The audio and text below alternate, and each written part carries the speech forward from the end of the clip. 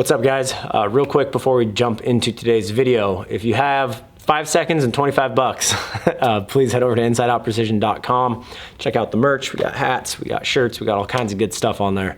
Anything that you spend goes directly back into bringing you guys content, and we really appreciate all the support. So remember, head on over to InsideOutPrecision.com. Look good, feel good, shoot good. What's up, guys? Feels good to be back. Been on a little bit of a hiatus, I know.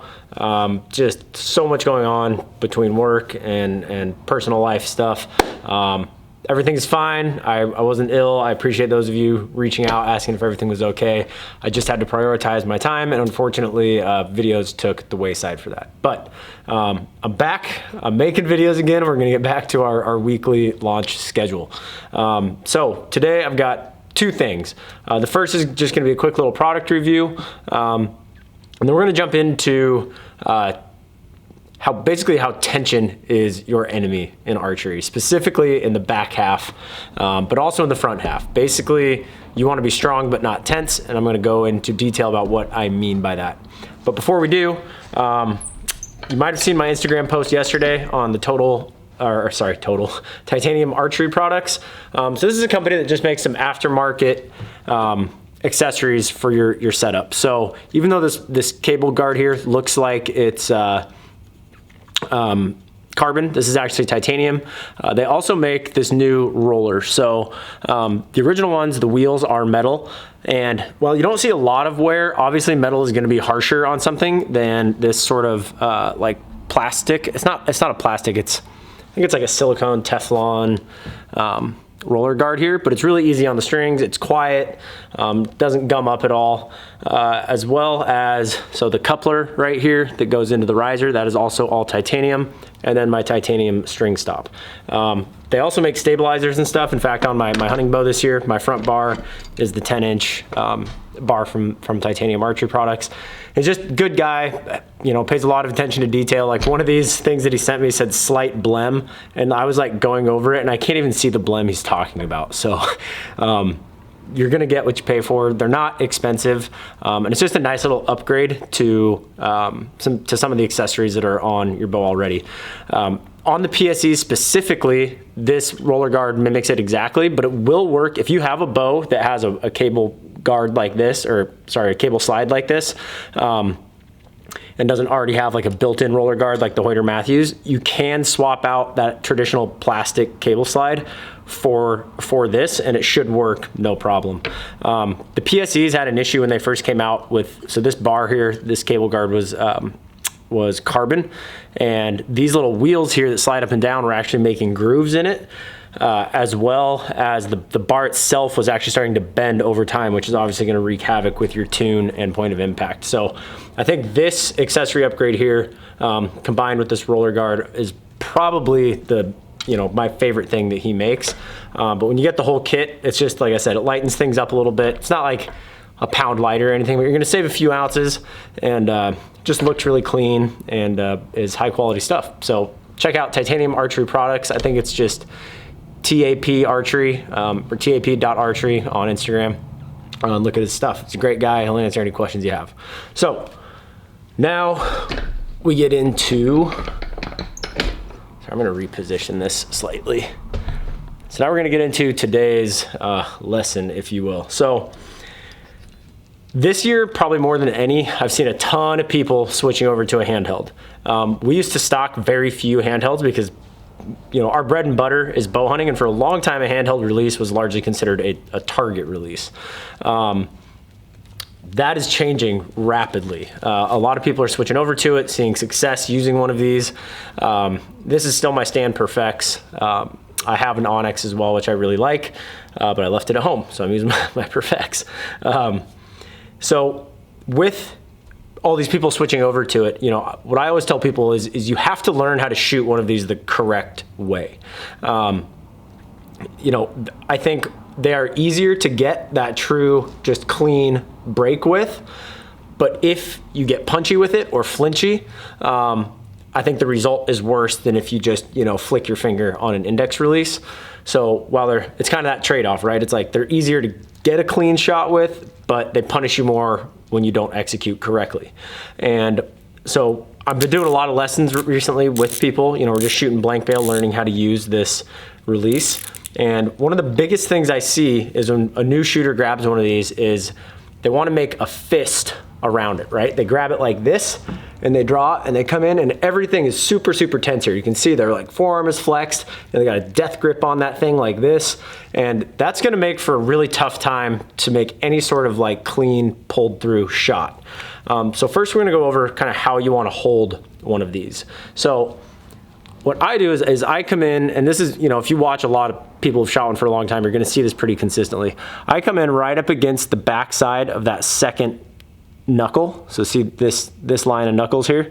I bring the back side of the release right up against those. And then basically I'm just curling my fingers around it. So my palm and the back of my hand is fairly flat. Now obviously there's gonna be, you know, when you bring your thumb barrel on, your palm is gonna have a little bit of curvature to it. But what we want to avoid is making a fist and squeezing the release like this. Not only does it make it harder to activate the release, like then it's pretty much just all thumb when you're squeezing, but more importantly what it does, or you know, more importantly what you want to avoid is the tension in your forearm. And this is going to go for whether you're shooting a hinge or a thumb button or really any sort of handheld release. Tension in archery is basically your enemy, whether it's in your front arm, your rear arm, you know, your traps. Really the only place you should feel tension is in your back, like kind of where your lats come into your rib cage right here, and your rhomboids and like a little bit of your rear traps and delts right there. Obviously you're gonna have to have a little bit of tension to keep that bow at full draw, but we wanna try to keep as much tension out of the arms as possible. And so instead of coming in and death gripping this thing like this, because when you make a fist, you'll feel it in your forearm, your bicep, and nothing in your back. And the back is a much larger muscle group. I mean, the muscle groups in the back are much larger and more stable than all the small muscle groups in your arm. So when I come in and make a fist like this, like I can literally feel that here in my bicep, here in my forearm. I'm gonna get this kind of jittery feel, just like if you're, you know, squeezing your fist really hard after a few seconds, you know, it kind of starts to shake a little bit. That's obviously gonna result in movement in your pin and fatiguing a lot quicker. So what I wanna see is talking about that grip that I was just talking about. So we just come in, the fingers curl around the release, but the back of the hand stays flat. And then when we come in to our anchor, this thing's way too short for me, but when we come into our anchor, it's almost like, I'm gonna take the wrist strap off so you can see this better. You wanna relax your hand, but you don't wanna obviously let go of the release. I've seen that a lot lately. People relax their hand, especially learning how to shoot a hinge. You know, they're trying to do the relax thing and it actually slips all the way out of their hand. So you wanna keep those fingers tight around it, but you wanna think about relaxing almost through your wrist. If you think about relaxing kind of through the base of your palm and your wrist here, you'll feel it take that tension out of your arm. You see that? So, see how my wrist is kind of relaxing there? It'll take that tension out of your forearm and you'll feel it kind of transfer into your back. It makes it a lot easier to get that shoulder alignment, you know, this rear shoulder aligned how it should be. Like here, you have to really muscle it, you know, like muscle it back. Whereas if I just kind of relax there, it just kind of naturally wants to fall in line. The other thing it's gonna do is help keep that string, you know, against your face with light pressure. You know, if I come in and obviously I don't have a bow in my hand, but if I'm squeezing really, really hard, I kind of feel like I have to, you know, almost like tilt my head in, whereas the back of my hand is flat, so I'll show it from this angle. So if I'm here, I'm almost making like a fist up against my face, whereas if I can relax that hand, you see how that elbow naturally comes back into alignment. It allows me to get that hand nice and flat and tight against my face, which helps bring that string into the tip of my nose. Obviously the same is gonna go for a hinge. You know, I've made a video on the hinge before about how, so I grip the hinge the same way, but I have more tension on my index knuckle and finger than the others. So I come in and I'm here, but again, back of the hand is flat. And then as I come into my anchor point, you know, I'm tensioning into that back wall, and I basically just start relaxing this knuckle. So it's an exaggerated motion would be, you know, here, and then it's this. And obviously, like I said, that's very exaggerated. You don't even really see it when somebody's doing it. It's such a slow, minimal movement, but that's the most consistent way I've found to fire my release. You can really get your timing down. If you need to stop it, you can. You just stop moving that knuckle. Again, you don't wanna relax. You don't wanna start straightening out your fingers, because then the risk of this, you know, flying forward is not good. I've seen a couple of Hoyts come in with big holes right in the back of the tech riser, and yeah, that can be bad, or it can smash into your rest or break your cable guard or whatever. So kind of building upon that, what I see a lot of the time as well is tension in this shoulder and trap. So like I said, there's obviously going to be some tension in order to keep the bow at full draw. It's kind of an oxymoron. You need to be strong but not tense. And what I see a lot of the times is people come in and they anchor, and it's this, right? They come in and it's here. You know, instead of pulling back, they're actually kind of pulling up and back like this. And the problem with that is that it's going to cause that pin to just drop. And I know I've talked about this in other videos, but if this elbow isn't pulling straight back, basically, so if it's not coming in, this again is kind of exaggerated, but it should be moving in this motion, not this motion. Sorry if you can't hear me, but again, it should be moving in, you know, this motion, not this motion. So when you come into full draw, and draw length is gonna play a part in this, like if you're way too short, like for example, this is way too short for me. If I try to scrunch into this, obviously I have to bring this back up in order to get the string into my face. But if your draw length is set correctly, you know, I can be here with it, or I can think about relaxing basically the top of my delt and my trap right here and dropping that shoulder down. And you will feel it immediately transfer that load into your lat. It's kind of where your lat like attaches to your rib cage right there. The lats are a large muscle group, right? They're a strong muscle group. Like a lot of people can, you know, do a lat pull down almost as much, if not more, than they can bench press. So we want to use those large muscle groups. They're going to fatigue less quickly. They're slow twitch muscle fibers, and they're going to be more stable and basically consistent over time. So like I said, when you come in, think about relaxing the tops of those shoulders, front and back. This front shoulder is really important too. A lot of people come in and they're here, and they should be here. So that shoulder needs to be down and kind of out in front of you. What that's going to do is create basically a straight line from your wrist to your elbow to your shoulder all the way across. You know, obviously the elbow is going to be a touch higher usually than this front shoulder.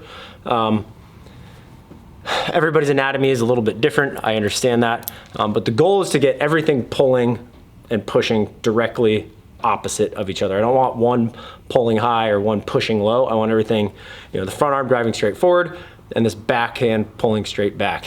One thing that when I was coaching Maya, you know, one line that always kind of stuck out with me that her national coach was saying was, the back pulls the elbow, which pulls the hand. And what he meant by that is, you know, when you transfer that load into the lat, you're really pulling from like your rhomboid, a little bit of your traps, but mostly like your delt here and your rhomboids, which is that little muscle between like your scapula and your spine. That's what's actually keeping the tension there. And when you do that, it's gonna naturally pull your elbow in the proper direction, and that is what's gonna pull your hand. So my forearm, I want my forearm as relaxed as possible. Now obviously there's gonna be a little bit of tension because you've got, you know, you have to hang on to the release. But if you relax through that wrist, like I was talking about earlier, kind of pull that up so you can see. So here's tense, here's relaxed. So you see how that wrist kind of like, this thing. You know, if I'm doing this, see how I can relax, if I relax that wrist basically in my forearm muscle, see how it kind of extends there? I want to keep that like that throughout the whole shot. And then as my back pulls, that pulls the elbow, which pulls the hand, which manipulates the release and the shot fires. If you're doing it correctly, what you should see on the shot, if you're filming yourself, is when that shot breaks, my hand should come from my jaw, basically sweep that jaw line until it just naturally clears the face. Then it's gonna come over that collarbone and end up somewhere behind your ear here. What I see a lot of people do, especially if you're punching the trigger and there's a lot of tension in that, your bicep and your forearm, is on the shot, it goes tink, like this. It comes up and away from the face.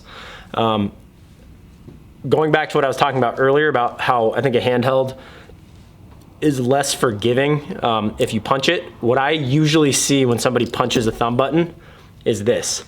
Like they're waiting, and then you see the hand, and you can especially see it in slow motion. You'll see the hand, oh, focus. See the hand come in, and then it's this like up and away, and then they force the follow through back. So instead of just going boom and having that hand come straight back, it goes and then comes back. And it's very subtle, but it'll wreak havoc with your left and right, especially at distance. Because for a right-handed shooter, if that hand comes out away from the face, it's gonna point that arrow down into the left. For a left-handed shooter, down into the right. You know, a lot of times when I, like experienced shooters anyway, you know, there's one guy I was coaching, and he's a good shooter. I mean, he shoots, you know, 298, 299s on Vegas faces, like very consistently, but his miss is always in the same spot, and it's at like 7 o'clock, an 1/8 of an inch outside the 10 ring, and it's usually, and it's so subtle, but you'll see it where this back elbow will come out of alignment just a little bit, like what we call chicken winging, where this elbow will drop outside the alignment of his rear hand here. So when the shot breaks, instead of it coming back here, it comes kind of out and down like that. And it's so subtle, but you know, we were watching on high speed film, or I should say high speed, we were watching on super slow-mo on an iPhone. And you can see it because we were keeping track of which shot was a hit and which shot was a miss. So I know there's kind of a lot to unpack there. There's a lot to think about, but you know, if you're a newer shooter and you're learning how to shoot a handheld, I highly suggest just blank bailing with it and filming yourself for, I mean, I would do it honestly for like a couple weeks at least before I really move to a target. You might pick it up really quickly. It might be totally natural to you. Most people though, like I said, they come in and they death grip that thing, and they come in and their thumb is down like this, and then it's this like chink when they shoot. It's just dunk, and then they pull their hand back. And I've said this a million times, but follow through is a reaction, not a forced action. Meaning, if I do everything correctly with my shot execution, the follow through is just the result of that, right? Like I don't command the shot and then pull my arm back. You know, when you see the guys with the follow throughs where it's like, boom, like that, that's fluff, like totally unnecessary movement. If it's a true, you know, pulling through the shot, everything's good, boom, the shot breaks, this hand is just gonna go boom, like that. It's not, you know, it's not gonna come all the way out like that, or at least it shouldn't. Now, again, I never wanna say that what I'm saying is 100%, you know, the way to do it. I know there's guys that are accurate commanding the shot. Look at Kyle Douglas, but Kyle Douglas still, you know, he pulls the freaking wheels off the bow. So after he punches the trigger, he doesn't really punch, but when he commands the shot, that follow through is natural. Like it just, you know, he decides, okay, shoot now, and he hits the trigger, and then it naturally just breaks apart for him. But yeah, if you're learning how to shoot one of these, like I said, think about that tension. Think about relaxing through the wrist. Think about relaxing the top of your shoulders and your trap here. And you should feel it when you do that. See, I'm not changing my draw length at all. I'm not changing the position of my hand or even really my elbow this way. It's just that shoulder. So if I'm here and then I relax the top there, you see how it drops that and it kind of creates this space right here. Chris B made a video on kind of a similar thing. He was more referring to draw length, how a lot of people, you know, he feels are too short. And I would honestly tend to agree with that, because if your draw length isn't set correctly, it's gonna make it really hard to get that proper alignment. But you can play with, you know, draw length and D-loop length and stuff like that. If you've shot a ton of arrows with, you know, the same D-loop, then you lengthen it 1/8 of an inch, you'd be amazed at how much different and longer it feels to you. So go play with this. If you have any questions, hit that comment section below. And yeah, thank you guys for watching. Like I said, feels great to be back. We really appreciate all the support. You know, hit that subscribe button if you haven't already. Hit the notification button so you know when a video is dropping. And as always, remember, precision is a decision. Keep them in the middle, and I'll see you on the range.